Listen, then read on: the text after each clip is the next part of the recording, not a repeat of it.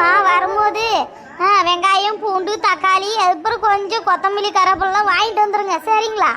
ஏடி வீட்டுல சும்மா தானே இருக்கிற தின்னுபுட்டு நீ என்ன ஆபீஸ்ல இருந்து வரும்போது இதெல்லாம் வாங்கிட்டு வர சொல்ற? யார் சொன்னது நான் வீட்டுல சும்மா இருக்கிறேன்ட்டு? உங்க அம்மாவை தான் வீட்டுல விட்டுட்டு போறீங்கல்ல. கை குழந்தைய கூட வச்சுக்கலாம், ஆனா உங்க அம்மாவை வச்சு சமாளிக்க முடியாது. ஒரு எட்டு எங்கேயாவது இந்த பக்கம் எங்கேயாவது போயிட்டா சரி, மீனா அது எடுத்துட்டு வா, மீனா இது எடுத்துட்டு வான்றாங்க. வாங்கினா வாங்கினாங்க, வாங்கிட்டு வரல ரசத்தை வைக்கிறேன், அவ்வளவுதான் நானு. அம்மா செஞ்சாலும் செய்விடி சாமி, நான் வரும்போது வாங்கிட்டு வந்துடுறேன். ஏன் மீனா உங்க வீட்டுக்கார ஆபீஸ் கிளம்பிட்டாரா? இல்லைங்கக்கா, ஆபீஸ்க்கு போல. உங்க ஃப்ரெண்டு ஒருத்தருக்கு கை கால் முறிஞ்சிச்சு, அதை பாக்குறதுக்கு போறாங்க. ஏய் நான் ஆபீஸ் தாண்டி போறேன், நீ எதுக்கடி போய் சொல்ற ஃப்ரெண்டு பார்க்க போறேன்ட்டு? என்னங்க கூம்பட்ட மாதிரி பேசுறீங்க? நாம எங்கேயாவது வெளியில போறோம்னு சொன்னாவே அது வாங்கிட்டாங்க இது வாங்கிட்டாங்கன்னு சொல்லுவாங்க. அதுக்கப்புறம் மாமா காசே கொடுக்க மாட்டாங்க. நீங்க அம்மனு உங்க ஜோலியை பார்த்துட்டு போறீங்களா? சும்மா தேவையில்லாத வயசுட்டு எதுக்கு தலையிடுறீங்க? நான் சொன்னா மட்டும் உங்களால வாங்கிட்டு வர முடியாது. இதே அக்கம் பக்கத்துல யாராவது சொன்னா மட்டும் இழிச்சிட்டு வாங்கிட்டு வர தெரியுதா?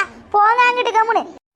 எந்த நேரத்துலயும் உன் அப்பா என் தலையில கட்டினானோ தெரியல, மொத்தம் அடுத்தவங்களுக்கு உதவுறதுக்கு உதவ மாட்டேங்கிறான். ஆனா இதே இவ எதனா சொன்னா வாங்கிட்டு வரணும், உடனே வந்து வீட்டுல வந்து குறம் ஓதுவா.